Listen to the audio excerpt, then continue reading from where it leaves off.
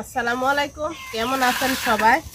তো আজকে দেখেন বাজার থেকে কি মাছ নিয়েছে। এটা হচ্ছে লাল কার্পু মাছ।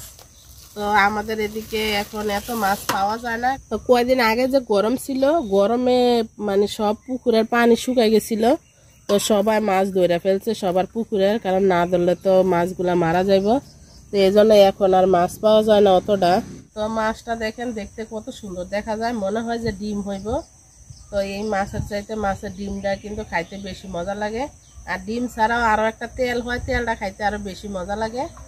তো যারা যারা ভিডিওটা দেখতেছেন কষ্ট করে পুরোটা ভিডিও দেখে, এটা কিন্তু খুবই একটা কাজের জিনিস আঁশটা ফালানোর জন্য।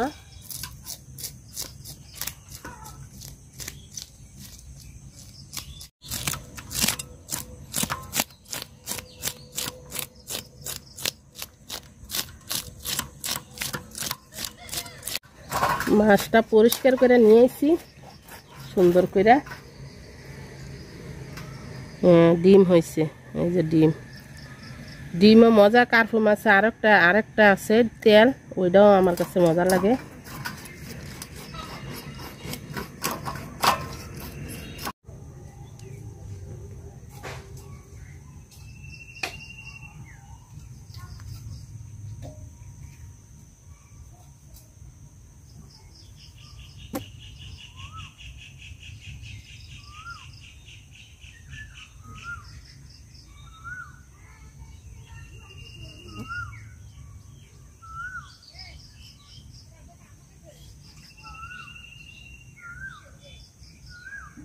তো মাছগুলো ধুয়ে নিছি, আর মাছ কাটতে যে হাত কেটে গেছে অনেকখানি।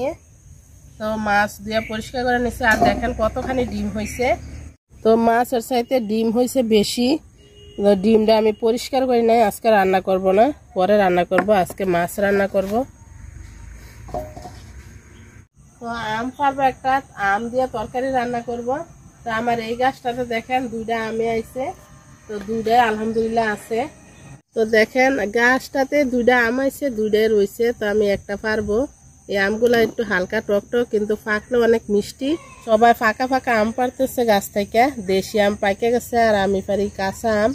এগুলা এখনো আডি বান্ধা নাই, মানে বড়া বান্ধা নাই ভিতরে আমগুলার।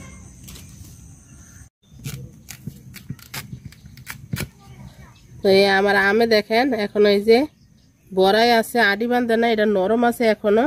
তো এই আম মনে পাকতে মানে সময় লাগবো। দেশি আম খাওয়া শেষ হইলে মনে হয় এটা পাকবো। এটা ল্যাংড়া আম। তো এটা একটু কাঁচা থাকতে হালকা একটু টক, কিন্তু পাকলে এই আমটা নাকি অনেক মিষ্টি। আমি তো আর পাকা আম খাই না, ইনশাল্লাহ এবার রিজিকও থাকলে বোঝা যাব। তো জিরা আর কয়েক কোয়া রসুন নিয়ে নিছি, আমি বাইটটা তরকারিতে দিব।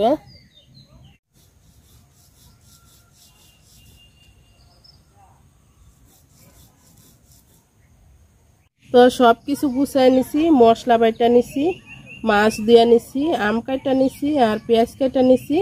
তো মাছ আজকে ভুনা করবো আমি। তো তেল দিয়ে দিলাম পাতিলে মাছ ভাজার জন্য।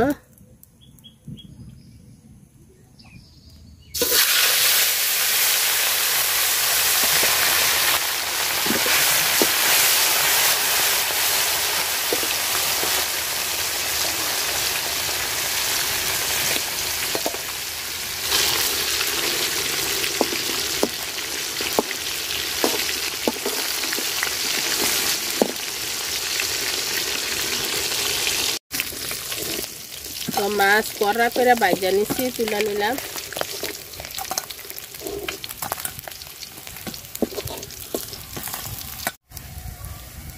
মাছ ভাজার তেলে পেঁয়াজ কুচি দিয়ে দিলাম।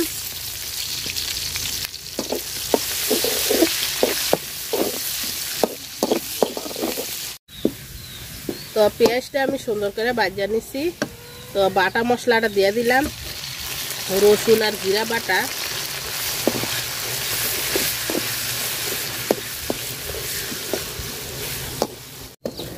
মশলাটা আমি সুন্দর করে তেলের সাথে ভাজা নিছি। একটু পানি দিয়ে দিলাম।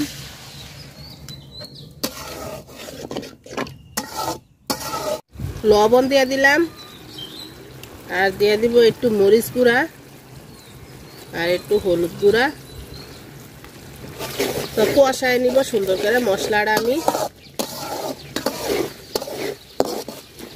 তো মশলাটা আমি সুন্দর করে কষায় নিছি তেলের সাথে। তো ঝোলের পানি দিয়ে দিলাম অল্প একটু।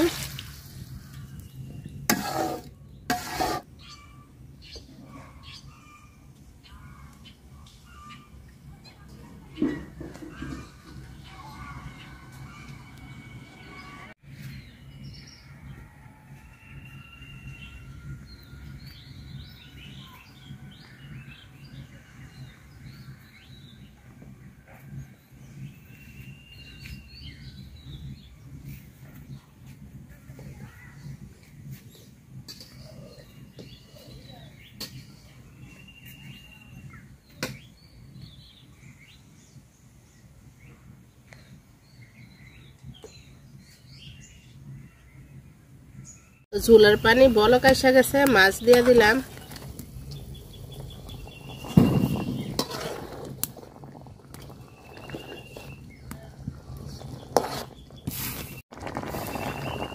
তো আম দিয়ে দিলাম।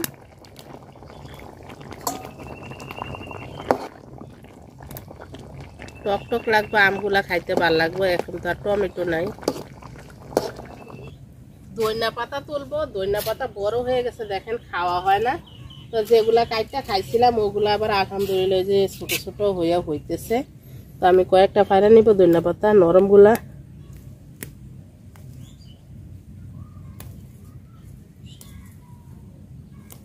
ওগুলাই চলবো, আর লাগবো না।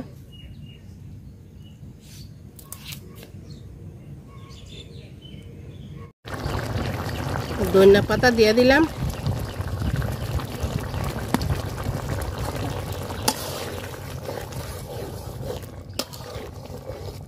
তো তরকারি হয়ে গেছে, নামাই নিলাম।